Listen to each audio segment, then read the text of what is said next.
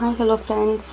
இன்றைக்கி என்னோட 0 to 3 months என்னோடய ப்ரெக்னென்சி எப்படி போச்சு, நான் என்னெல்லாம் மிஸ்டேக் பண்ணேன், நான் என்னெல்லாம் அதுக்கு சாக்ரிஃபைஸ் பண்ணேன், அதை எல்லாத்தையும் இதில் பார்க்க போகிறோம்.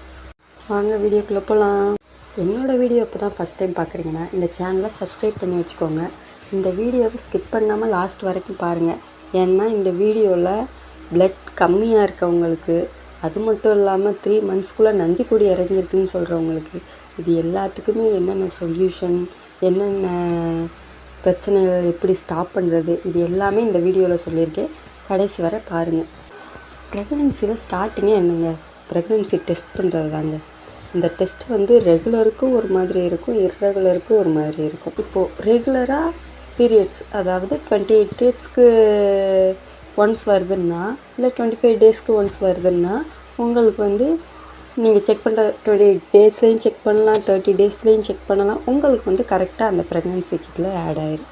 ஆனால் இது இர்ரெகுலர்னால் சில நேரம் ப்ரெக்னென்சி கிட்ஸில் தெரியாது. ஸ்ட்ரைட்டாக போய் ஜிஹெச்லேயோ இல்லை பெரிய ஹாஸ்பிட்டல்லையோ பார்த்தா தான் தெரியும். நியூலி மேரிட் கப்பிள்னால் ஃபஸ்ட்டு என்ன பண்ணுறீங்கன்னா, ப்ரெக்னென்சி எப்போ என்ன பண்ணுறது, ஏது பண்ணுறது, இதை எப்படி டெஸ்ட் பண்ணுறது, அது எதுவுமே உங்களுக்கு தெரியாது. மோஸ்ட்லி ப்ரெக்னென்சிக்கு ஃபஸ்ட் ஸ்டெப் எதுங்க, ப்ரெக்னென்சி டெஸ்ட் பண்ணுறது தாங்க. இது எல்லாருக்கும் தெரியுமா என்னன்னு தெரியல, சில பேருக்கு தெரியும், சில பேருக்கு தெரியாது.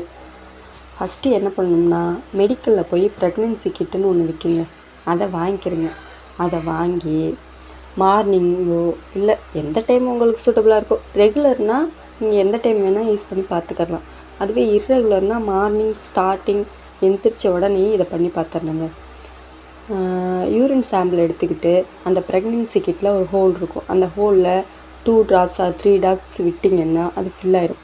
அது ஃபில்லான 2 or 3 secondsக்குள்ளேயே 2 கோடு காட்டுச்சுன்னா உங்களுக்கு ப்ரெக்னென்சி கன்ஃபார்ம் ஆயிடுச்சுன்னு அர்த்தம். இதுவே ஒரு கோடு தான் காமிச்சிச்சுன்னா ப்ரெக்னென்சி இன்னும் கன்ஃபார்ம் ஆகலைன்னு அர்த்தம். சில பேருக்கு இர்ரெகுலர் ஆனவங்களுக்கு அந்த ஒரு கோடு கூட காமிக்கும். ஆனால் ஹாஸ்பிட்டலில் போய் பார்த்தோம்னா நீங்கள் ப்ரெக்னெண்ட்டாக இருக்கீங்கன்னு சொல்லிடுவாங்க. அது இர்ரெகுலர் பீரியட்ஸ் ஆனவங்களுக்கு. ஆனால் ரெகுலர் பீரியட்ஸ் வர்றவங்களுக்கு இது கரெக்டாக நடக்கும்.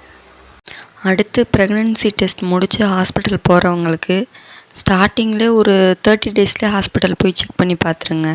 ஆனால் 45 days தான் நம்ம பேபிக்கு ஹார்ட் பீட் இதாகும், ஹார்ட் பீட்டை காமிக்க ஆரம்பிக்கும். அந்த ஹார்ட் பீட் வச்சு தான் அவங்க செக் பண்ணி சொல்லுவாங்க. நீங்கள் 30 daysலேயே போகிறீங்கன்னாலும் அவங்க 45 days கழித்து வர சொல்லுவாங்க, ஒன்ஸ் வர சொல்லுவாங்க. அதுக்கு நீங்கள் ஸ்ட்ரெயிட்டாக 45 days கழிச்சே போயிடலாம் நினைப்பீங்க. 45 days வரைக்கும் வீட்டில் தான் இருந்தேன். எல்லோரும் சொன்னாங்க போங்க ஹாஸ்பிட்டல் போங்க ஹாஸ்பிட்டல் போங்கன்னு. ஆனால் நான் போகவே இல்லை. நான் என்ன பண்ணேன்னா, 45 days ஆகட்டும், ஹார்ட் பீட் ஒரு சொல்லியாக ஹார்ட் பீட் வரட்டும், போவோம், போயிட்டு செக் பண்ணி பார்த்துட்டு டேப்லெட்ஸ் வாங்கிட்டு வருவோம், எதுக்கு ஒய்யாமல் அலையணும் அப்படின்ட்டு நான் போகவே இல்லைங்க. ஆனால் இதில் என்ன ட்விஸ்ட்டு நடந்துச்சுன்னா, நான் 45 days முடிஞ்சு 46 days ஹாஸ்பிட்டல் போகிறேன். அவங்க என்ன சொல்லிட்டாங்கன்னா, டேப்லெட் எழுதி கொடுத்துட்டு இன்னும் ஒரு 5 days கழிச்சு வாங்க. என்ன நான் சொல்கிறேன், என்ன மேம் நான் தான் 45 days கழிச்சு வந்திருக்கேன், ஹார்ட் பீட் வந்திருக்கும்ல, இப்போவே செக் பண்ணி பார்த்து எங்களை ஒரு வழியாக அனுப்பிச்சி விடுங்க, இன்னும் உடனே வராதுமா, ஒரு 5 days கழிச்சு வாங்க. இதுக்கு நான் என்ன நினச்சேன், பேசாமல் 30 daysலேயே வந்திருந்தாலும் டேப்லெட்டை வாங்கி போட்டுட்டு இருந்தாலும் குழந்தையோட க்ரோத்தாவது வளர்ந்துருக்கும். 45 days கழித்து மொக்க வாங்கினதுலாம் மிச்சம். நீங்கள் இப்படிலாம் 45 days வரட்டும், 60 days வரட்டும், இந்த ஜென்ரேஷனுக்கு நீங்கள் கன்ஃபார்ம் பண்ணிட்டீங்களா, 30 daysலேயே ப்ரெக்னென்சி கன்ஃபார்ம் பண்ணிட்டீங்களா, உடனே ஹாஸ்பிட்டலில் போய் பாருங்கள். பார்த்துட்டு அவங்க கொடுக்குற டேப்லெட்டை மறக்காமல் வாங்கி போடுங்க. ஏன்னா இந்த ஜென்ரேஷனுக்கு குழந்தையோட வெயிட் கம்மியாகிறது, குழந்தைக்கு இஷ்யூ வருது, இது எல்லாமே நார்மலாக இருக்குது. அதனால் குழந்தை க்ரௌத் ஆகிறதுக்கு முதல்ல அந்த டேப்லெட், ஃபோலிக் ஆசிட் அந்த மாதிரி டேப்லெட்லாம் கொடுப்பாங்க, அதை கரெக்டாக போடுங்க. டேப்லெட் போடுறத மட்டும் மிஸ் பண்ணிடாதீங்க. ஏன்னா எனக்கு ஏகப்பட்ட பிரச்சனைகள் வந்திருக்கு. டேப்லெட்டு குழந்தையோட வளர்ச்சி கம்மியாகிறது, ரத்தம் இல்லாமல் போகிறது, நஞ்சு கொடி இறங்கிறது, எனக்கு வராத பிரச்சனைகளே இல்லைங்க. ஊருப்பட்ட பிரச்சனை வந்திருக்கு. இதையெல்லாம் தாண்டி தான் டெலிவரியே ஆச்சு. அதெல்லாம் ஒரு கதைங்க, சொல்கிறேன், வரிசையாக சொல்கிறேன் வாங்க.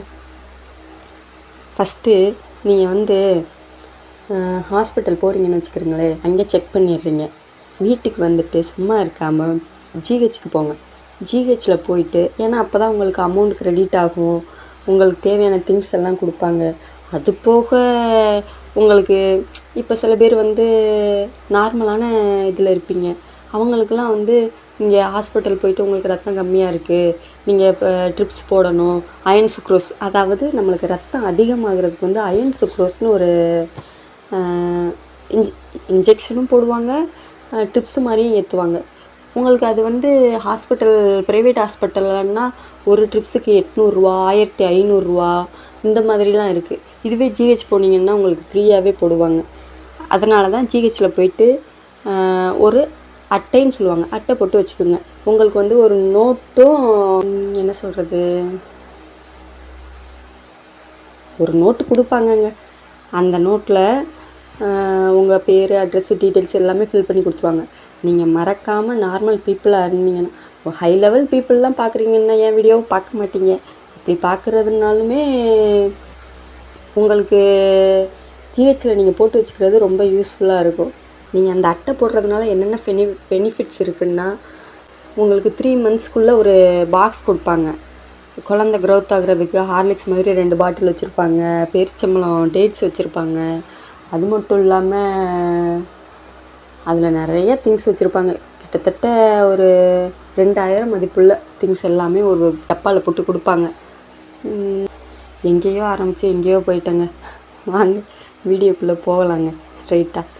எனக்கு ஹாஸ்பிட்டல் போனோன்னே ஃபஸ்ட்டு என்ன சொன்னாங்கன்னா, அப்பா தங்கச்சி உனக்கு ரத்தம் இல்லைப்பா, இது மாதிரி ரத்தம் இல்லாமல் போய்கிட்டு இருந்துச்சுன்னா அபார்ஷன் ஆகவும் வாய்ப்பு இருக்குது, முதல்ல பிளட்டை இன்க்ரீஸ் பண்ணுங்கள், கீரை, சோரொட்டி இது எல்லாம் சாப்பிடுங்க. நம்மளுக்கு நான்வெஜ்ஜே பிடிக்காது. ஐயோயோ, நான்வெஜ்ஜே பிடிக்காதுன்னா ஆடு சம்மந்தமாக எதுவுமே சாப்பிட மாட்டோம். அவங்க சோரொட்டி சாப்பிட சொல்கிறாங்க. ஐயோயோ என்னடா பண்ணுறதுன்னு. கீரை சூப்பு குடிக்க சொல்கிறாங்க. கீரை சூப்புனா எனக்கு நார்மலாக கீரையெல்லாம் சாப்பிட பிடிக்குங்க. ஆனால் அந்த ப்ரெக்னென்சி டைம் அந்த கீரையை பார்த்தாலே அப்படியே தலையெல்லாம் சுற்றி வாந்தி எடுக்கிற மாதிரி வருங்க. இதில் முக்கியமான எனக்கு ஒரு நல்ல பெனிஃபிட் என்னென்னா, எனக்கு ஸ்டார்டிங்லேருந்து எண்டு வரைக்கும் இந்த வாமிட் சென்சேஷனுங்கிறதே ஒன்று இல்லைங்க. அதுதான் எனக்கு இருந்த முக்கியமான பெனிஃபிட்டு. ஆனால் சில பேருக்கு வாமிட் நான் பார்த்துருக்கேன், நிறைய பேர் வாமிட் எடுத்திருக்காங்க. ஆனால் அவங்களாம் ரொம்ப பாவங்க. சில பேருக்குலாம் வாமிட் அதிகமாக வருங்க. அவங்களுக்குலாம் என்ன பண்ணுறது ஏது பண்ணுறதுன்னு என் ஃப்ரெண்டுகிட்ட கேட்டு விசாரித்து வச்சுருக்கேங்க. மோஸ்ட்லி என்ன பண்ணுறாங்கன்னா, இந்த புளிப்பு ஐட்டமாக அதிகமாக எடுத்துக்கிறாங்க. அப்போ அந்த வாமிட் வந்து கொஞ்சம் கம்மியாகுது. இந்த ஃபஸ்ட்டு 3 மந்த்ஸ் என்னென்ன சாப்பிட்றது, என்ன பண்ணணும், என்ன வைக்கணும், இது எதுவுமே யாருக்குமே முக்கால்வாசி எல்லாருக்குமே தெரிஞ்சிருக்காது அப்படின்னு தான் நான் நினைக்கிறேன். இந்த ஃபஸ்ட்டு 3 மந்த்ஸ் வந்து உங்களுக்கு பிடிச்சதை சாப்பிடுங்க. இதுதான் சாப்பிடணும், இதுதான் வைக்கணும்னு பெரியவங்க சொல்லுவாங்க. ஆனால் அப்படிலாம் எதுவுமே கிடையாது. ஏன்னா ஃபஸ்ட்டு 3 மந்த்ஸ் தான் உங்களால் என்னென்ன சாப்பிட முடியுமோ அதெல்லாம் சாப்பிட முடியும். நான் வந்து ஃபஸ்ட்டு 3 மந்த்ஸ் வந்து சுகர் அதிகமாகிடக்கூடாதுன்னு பாலே நான் சாப்பிட மாட்டேன். அது வரைக்கும் அது பால் குடித்தாதான் சத்துன்னு பாலில் சுகர் கூட போட மாட்டேங்க. வெறும் பாலை காய்ச்சி குடிச்சிக்கிட்டு இருப்பேங்க. ஏன்டா அதெல்லாம் அப்படி பண்ணோம். அதுக்கப்புறம் போக போக சுகர் போட்டு குடிக்க ஆரம்பிச்சிட்டேன். ஏன்டா அப்படி பண்ணோன்னு அப்போ தாங்க யோசிச்சுக்கிட்டு இருந்தேன். ஆனால் நீங்கள் எடுத்துக்கலாங்க, சுகர்லாம் நார்மலாக நீங்கள் எப்படி சாப்பிடுவீங்களோ அப்படி எடுத்துக்கலாம். அதெல்லாம் ஒன்றுமே பிரச்சனை இல்லை. ஆனால் அளவுக்கு அதிகமாக நீங்கள் சுகர் யூஸ் பண்ணக்கூடாது. நார்மலாக நீங்கள் எப்படி யூஸ் பண்ணுவீங்களோ அது மாதிரி யூஸ் பண்ணிக்கிறீங்க. அது மாதிரி எப்படி படுக்கணும், எப்படி இங்கிட்டு தூங்கணும், அங்கிட்டு தூங்கணும், அந்த மாதிரிலாம் எந்த ரெஸ்ட்ரிக்ஷனும் இல்லை. குப்புறப்படுத்தணும்னு தோணுதா ஃபஸ்ட்டு 3 மந்த்ஸ் உங்கள் விருப்பம், குப்புறப்படுத்திக்கிறீங்க, இங்கிட்டு போய் சைடில் படுத்துக்கிறீங்க. அதெல்லாம் நீங்கள் வந்து இப்படி தான் பண்ணணும், இப்படி தான் வைக்கணும், டக்கு டக்குன்னு நடக்கக்கூடாது அப்படின்லாம் சொல்லுவாங்க. அந்த மாதிரிலாம் எதுவுமே கிடையாது. உங்கள் விருப்பம். ப்ரெக்னென்சிங்கிறது நார்மலாக எல்லாருக்கும் நடக்கிறது தான். நீங்கள் நார்மலாக எப்படி இருக்கீங்களோ அப்படியெல்லாம் இருக்கலாம். இது ஒரு அட்வான்டேஜுங்க. எனக்கு வந்த பிரச்சனை என்னென்னு பார்த்தீங்கன்னா, ரத்தம் கம்மியாக இருக்குது, ஃபஸ்ட்டு 3 மாதத்துக்குள்ளே இந்த 5 கோடி இறங்கி இருக்குது இப்படின்னு 1008 பிரச்சனையை வரிசையாக அடுக்கி வச்சாங்க. ரத்தம் கம்மியாக இருக்குதுன்னு ப்ரைவேட் ஹாஸ்பிட்டலில் தான் நாங்கள் செக் பண்ணிகிட்டு இருந்தோம். ஃபஸ்ட்டு ரத்தம் கம்மியாக இருக்குதுன்னு சொன்னாங்க. கம்மியாக இருக்குதுன்னு சொன்னதோடு அவங்க என்ன சொல்லிட்டாங்கன்னா, எங்கள் ஹாஸ்பிட்டலில் இந்த மாதிரி ட்ரிப்ஸும் போடுவோம், இன்ஜெக்ஷனும் போடுவோம். ட்ரிப்ஸு போட்டால் ஒன்ஸு ஒரு நாள், அடுத்த நாள் விட்டு அதுக்கு அடுத்த நாள் இப்படி வர்ற மாதிரி தான் இருக்கும் அப்படின்னு சொன்னாங்க. நாங்கள் போகிற ட்ராவலோ எங்கள் ஊர்லேருந்து ஹாஸ்பிட்டல் போகிறதுக்கு 1.5 hours ட்ராவல் பண்ணணும். அதனால் எங்களுக்கு கொஞ்சம் அலைச்சல் மாதிரி இருந்துச்சு. நாங்கள் என்ன பண்ணோம்னா, நாங்கள் ஜிஹெச்லேயே பார்த்துக்குறோம், அயன் சுக்ரோஸ் தானே, நாங்கள் ஜிஹெச்லேயே போட்டுக்கிறோம், ஒன்றும் பிரச்சனை இல்லைன்னு. நான் நல்லா என்ன சொல்கிறது, யூடியூப்பை பார்த்து நிறைய பார்த்து அந்த டாக்டர் கேட்குறதுக்கெல்லாம் அந்த டேப்லெட்டு இது எல்லாத்துக்குமே பேர் சொல்லி தான் சொல்லுவேன். இந்த டேப்லெட் கொடுத்தீங்களா, அந்த டேப்லெட் கொடுத்தீங்களான்னு சொல்ல மாட்டேன். அதனால் அவங்க என்ன கேட்குறாங்க, நீங்கள் எதுவும் டியூட்டி நர்ஸாக இருக்கீங்களா அப்படின்னு சொல்லி கேட்டாங்க. நான் டியூட்டி நர்ஸெல்லாம் இல்லை, மோஸ்ட்லி இந்த யூடியூப் பார்த்து கற்றுக்கிறது தான் அப்படின்னு சொன்னேன். அதோட நீங்கள் ஜிஹெச்சில் போடுறது அவ்வளோ எஃபெக்டிவாக இருக்காது, நீங்கள் இங்கேயே வந்து போட்டுக்கிறங்க அப்படின்னு சொன்னாங்க. இல்லை வேணாம் மேம், நாங்கள் ஜிஹெச்சில் பார்த்துக்குறோம் அப்படின்னு சொன்னேன். ஏன்னா எங்களுக்கு இங்கேருந்து ஜிஹெச் 1/2 hour தான். அதோட வந்தோம். நான் என்னென்னா ஜிஹெச்சில் வந்து ரெகுலராக ஃபாலோ பண்ணுவேன். என்ன சொல்கிறது, ஹாஸ்பிட்டல் போகிறதுனாலும் சரி, அந்த டேட்டுக்கு போடுறது, எந்த டேட்டில் அவங்க வர சொல்கிறாங்களோ அதே டேட்டில் போய் நிற்பேன். அங்கே இருக்க டாக்டர்லேருந்து நர்ஸ்லேருந்து, நீ தாம்மா கரெக்டாக டேட் அண்ட் டைம் ஃபாலோ பண்ணுற அப்படிம்பாங்க. அதே மாதிரி நான் கரெக்டாக ஃபாலோ பண்ண மாதிரியே எனக்கு அங்கேருந்து என்னென்ன ஃபெசிலிட்டிஸ் வரணுமோ அது எல்லாமே கரெக்டாக வந்துக்கிட்டு இருந்துச்சு. அந்தந்த மாதத்தில் அமௌண்ட் ஏறுறதுனாலும் சரி, அந்தந்த மாதத்தில் திங்ஸ் கொடுக்குறதுனாலும் சரி, அது போக எனக்கு எக்ஸ்ட்ரா ஹெல்ப்லாம் வேறு பண்ணியிருக்காங்க. அதெல்லாம் அடுத்தடுத்த வீடியோவில் சொல்கிறேன். அப்புறம் நான் ஜிஹெச்க்கு போனேன், அயன் சுக்ரோஸ் போட போனேன். அயன் சுக்ரோஸ் வந்து ஃபஸ்ட்டு ஒரு 4 dose போட்டாங்க எனக்கு. அது நம்ம பிளட்டை பொறுத்து. எனக்கு வந்து ஃபஸ்ட்டு 3 months இந்த 8.1 7.6 இதுக்குள்ளே நின்றுச்சுங்க. First 3 months HB level check பண்ண போகிற நேரம்லாம் என்னம்மா வர்றவங்க பூரா இப்படி அனிமியாவே வரீங்களே அப்படின்னு சொல்லிகிட்டே இருந்தாங்க. நாங்கள் என்ன பண்ணோன்னா, ஃபஸ்ட்டு போனோம், ஃபஸ்ட்டே போட்டோம், போட்டுட்டு திருப்பி வந்தோம். அப்புறம் ஒரு 4 dose போட்டோமா, போட்டுட்டு திருப்பி வந்துட்டு என்ன பண்ணோன்னா, அதுக்கு அடுத்த மாதம்தான் நீங்கள் செக் பண்ண வரணும் அப்படின்னு சொல்லிட்டாங்க. போயிட்டு செக் பண்ணால் சரன்னு ஏறி 10க்கு மேலே 11 வந்துடுச்சுங்க. என்னால் ஆச்சரியம் தாங்கவே முடியல. ஆனால் என்னை கூப்பிட்டு நர்ஸு சொல்லிட்டாங்க, நீங்கள் வந்து உங்களுக்கு அதுக்கேற்ற மாதிரி நான் எஃபெக்ட் எடுத்தேங்க. கீரையும் சாப்பிட்டேன், வாரம் போயிட்டு இந்த சுவரொட்டியெல்லாம் எங்கள் ஊர் சைடு அதுக்கு ரொம்பவே கிடைக்கவே கஷ்டமாயிடுச்சுங்க. விடிய காலையில் 3 மணிக்கெலாம் அலாரம் வச்சு 4 மணிக்கெல்லாம் இங்கே கடைக்கு போய், கடையெல்லாம் பக்கத்தில் இல்லைங்க, ஒரு 1/2 hour அதுக்கு மேலே தான் ட்ராவல் பண்ணணும். அங்கே போய் வரிசையில் நின்று க்யூவில் நின்று வாங்கணுங்க. அதுக்கு 4 மணிக்கு அவ்வளோ பெரிய க்யூ நிற்கிதாங்க. அந்த க்யூவில் நின்று அந்த சுவரொட்டியை வாங்கி விடிய காலையில் வாங்கி வச்சு அதை சாப்பிட்டு, இந்த மாதிரி நானும் கொஞ்சம் எஃபெக்ட் போட்டேன். அவங்க போட்ட அயன் சுக்ரோஸ்லேயும் கொஞ்சம் எஃபெக்ட் வந்துச்சு. அதனால் ப்ளட் லெவல் இன்க்ரீஸ் ஆயிடுச்சு.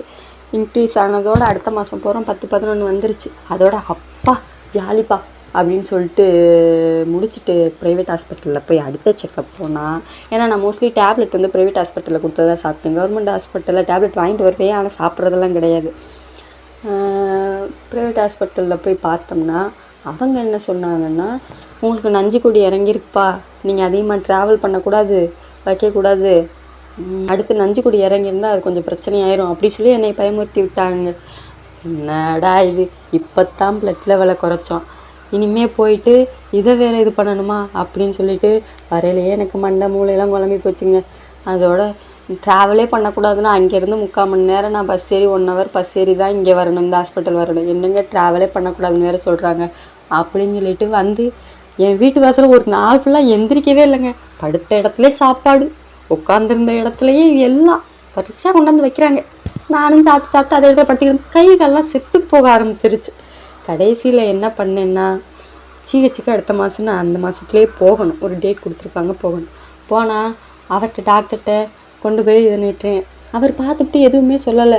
ப்ளட் லெவல் இன்க்ரீஸ் ஆகிருக்கு, இந்த டேப்லெட்டை சாப்பிடுங்க, இந்த டேப்லெட்டை சாப்பிடுங்க, ப்ளட்டை கம்மியாகாமல் பார்த்துக்குருங்க அப்படின்னு சொல்லி தண்ணி கொஞ்சம் நிறையா குடிங்க அப்படின்னு சொல்லிட்டு முடிச்சிட்டார்.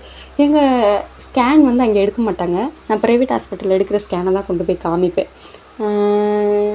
60 days ஆனோம்னா ஒரு ஸ்கேன் பண்ணுவாங்க. அதுக்கப்புறம் 3ஆம் மாதம் ஒரு ஸ்கேன் பண்ணுவாங்க. 90 days முடிச்சுட்டு ஒரு ஸ்கேன் பண்ணுவாங்க. இந்த ஸ்கேன் ரிப்போர்ட்டெல்லாம் நான் நெக்ஸ்ட் வீடியோவில் காமிக்கிறேன். மொத்தமாக எல்லா ரிப்போர்ட்டையும் எடுத்து வச்சு நான் எதெல்லாம் இம்பார்ட்டண்ட்டாக பார்க்கணும் வைக்கணும் இது எல்லாமே காமிக்கிறேன்.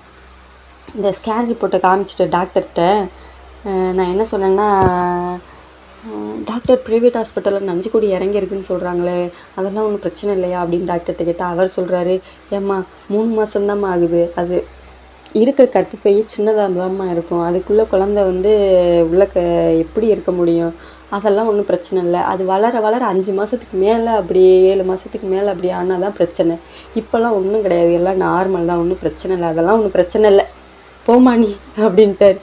அட பாவிலா, இதுக்காண்டி 2 நாள் பூரா வீட்டில் இருந்து எந்திரிக்காமல் படுத்த இடத்துல படுத்து கிடந்து இப்படி ஒரு அநியாயம் பண்ணி அவங்க என்னை பயமுறுத்தியே விட்டாங்க அந்த ஹாஸ்பிட்டலில். கடைசியில் இதுக்கா இவ்வளோ பயந்தோம் அப்படின்னு சொல்கிற மாதிரி ஆகிப்போச்சுங்க. இதுலேருந்து நான் என்ன சொல்ல வரேன்னா, நீங்கள் மேரேஜுக்கு முன்னாடி எந்த கஷ்டத்தையுமோ ஃபேமிலி இஷ்யூஸையோ நினச்சி வருத்தப்பட்டு சாப்பிடாமல் இருக்குது, டயட் மெயின்டைன் பண்ணுறது, இதெல்லாம் வேணவே வேணும். சாப்பாடு தான் நம்மளுக்கு முக்கியம். நல்லா சாப்பிடுங்க, ஏன்னா அதை வச்சு தான் ப்ரெக்னென்சியே இதாகுது. நல்லா சாப்பிடணும், நல்லா வைக்கணும். உங்கள் ஹெல்த்தை நீங்கள் நல்லா வச்சுக்கிட்டீங்கன்னா தான் நீங்கள் குழந்தைய ஆரோக்கியமாக பெற்றெடுக்க முடியும். இல்லைன்னு வச்சுக்கிறீங்களேன், குழந்தையோட வெயிட் கம்மியாகிறது, இதெல்லாம் 1008 இஷ்யூஸ் வரும். எல்லா இஷ்யூஸையும் தாண்டி இந்த டெலிவரி இருக்கே, அதெல்லாம் அடுத்தடுத்த வீடியோவில் பார்ப்போம். உங்களுக்கு இப்போ நியூ மேரீட் கப்பிள்னால் நம்ம போய் அடுத்தவங்கள்ட்ட போய் எனக்கு என்ன பண்ணணும் வைக்கணும், இதை எப்படி பண்ணுறது வைக்கிறதுன்னு தெரியலேன்னு நம்மளுக்கு கேட்குறதுக்கும் கூச்சமாக இருக்கும். அது மட்டும் இல்லாமல் டாக்டர்கிட்ட போய் நம்ம எதுவும் மோஸ்ட்லி கேட்க மாட்டோம், கேட்குறவங்களும் இருக்காங்க. உங்களுக்கு ஏதாவது இந்த 0 to 3 monthஸில் நான் என்ன பண்ணணும் எப்படி பண்ணணும்னு டவுட் இருந்துச்சுன்னா எனக்கு கமெண்ட் பாக்ஸில் கமெண்ட் பண்ணுங்கள். நான் எல்லாருக்குமே கண்டிப்பாக ரிப்ளை பண்ணுறேன். எனக்கு தெரிஞ்சதை நான் உங்களுக்கு சொல்கிறேன். அதெல்லாம் விடுங்க, அதெல்லாம் முடிஞ்சு போச்சுன்னு சொல்லிட்டு 3 மாதம் முடிஞ்சிச்சுப்பா, இனிமேல் எனக்கு எந்த பிரச்சனையும் இல்லை, நம்ம எப்பவும் போல் நார்மலாக இருக்கலான்னு பார்த்தா 4வது மாதமும் ஒரு பிரச்சனை ஆரம்பிச்சிச்சு. அது என்னென்னா அடுத்த வீடியோவில் சொல்கிறேன். என்னென்ன பிரச்சனை ஆரம்பிச்சிச்சு, அதை நான் எப்படி சால்வ் பண்ணேன், இந்த டெலிவரி ஃபுல்லாமே என்னென்ன பிரச்சனைகள் வரணுமோ எல்லாம் வந்துருச்சுங்க. அதை எப்படி சால்வ் பண்ணுறேன்னு அடுத்த வீடியோவில் சொல்கிறேன். அடுத்த வீடியோவில் நம்ம பார்க்கலாம். இந்த வீடியோ பிடிச்சிருந்தா இந்த வீடியோக்கு ஒரு லைக்கை போட்டு என் சேனலை சப்ஸ்கிரைப் பண்ணி வச்சுக்கோங்க. உங்களுக்கு ஏதாவது டவுட்னா கமெண்ட் பாக்ஸில் கமெண்ட் பண்ணுங்கள். நெக்ஸ்ட் வீடியோவில் மீட் பண்ணலாம். பாய்.